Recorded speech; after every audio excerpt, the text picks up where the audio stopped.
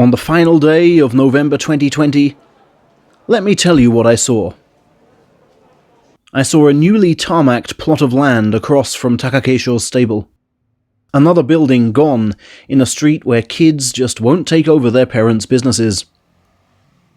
I saw the Sumo-themed drinks machine outside Takakeisho's stable, from which I bought a bottle of water to feel part of proceedings. I saw wondrous contrasts of old and new as metaphors for modern-day sumo, fueling hope that new wrestlers can enliven old neighborhoods. I saw this lower division man approached in the street by a mother and daughter who smiled as if his words were solid gold, a reminder that anybody with a top knot has the automatic power to inspire. I saw thousands of people wearing masks, just as they've done on every tournament day, as virus cases continue to rise. I saw Sumo chairman Hakkaku make reference to this in his final day speech, and again console those who have suffered. As he spoke, I saw only sand where 2 Ozeki and 2 Yokozuna were supposed to stand. The poignant symbolism of depleted numbers, of people we expected to be here at the start of this terrible year, but who sadly no longer are.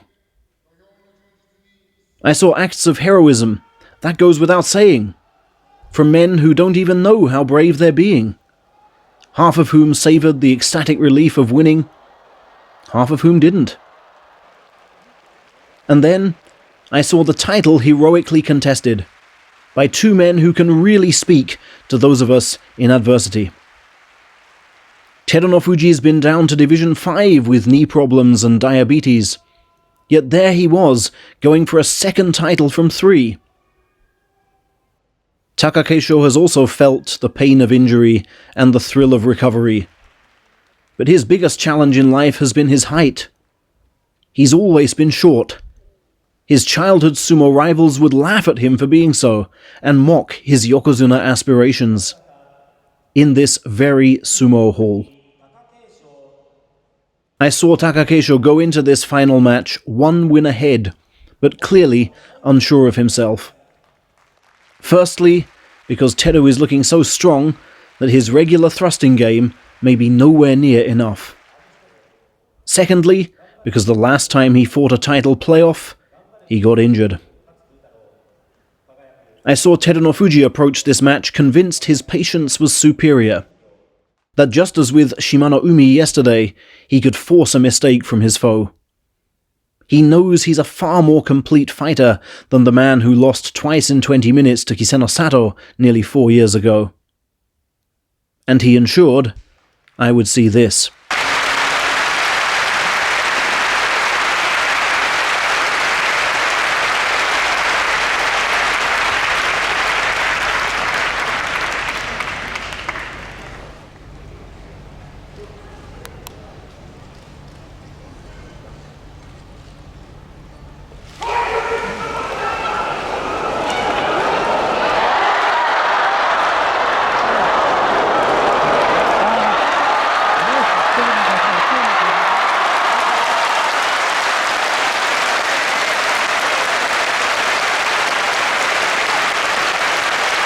I saw Takakeisho betray himself, his principles, through fear, and over-strategize. He just couldn't picture victory without some sort of parry. I saw Teru, unrattled, transfixed, settling for nothing less than a vice-like inside left from which he could have won any number of ways, and he chose the most devastating. No respect for the Ozeki, for he believes he still is one. The huge wad of cash prizes is a welcome bonus, but this is far more about pride. Teru sees Takakeisho as the inferior fighter, the untested Ozeki. I saw some fans pleasantly surprised, others shell-shocked by that result. A Terunofuji title seemed a formality. How on earth could Takakeisho recover from that mauling? I saw the crowd reduced to silence when the 2 men re-emerged for the playoff, the Ozeki's fans almost in mourning. And I have no doubt Takakeisho heard his father's voice reciting familiar themes. Call yourself a fighter? You're pathetic. Give it all up. Good for nothing you are. You're disowned. And I'm sure he responded, Dad, I don't need this reverse psychology crap anymore. I've got his number. My thrusts were strong enough. I don't need to parry. And I certainly won't be after what he just did. There's only one place I'm sending him after that. Straight into that audience. I saw Takakeisho display nerves of steel to lock down anger and fear in tandem. I saw him put into practice what it means to him to be mentally strong. I saw it like this.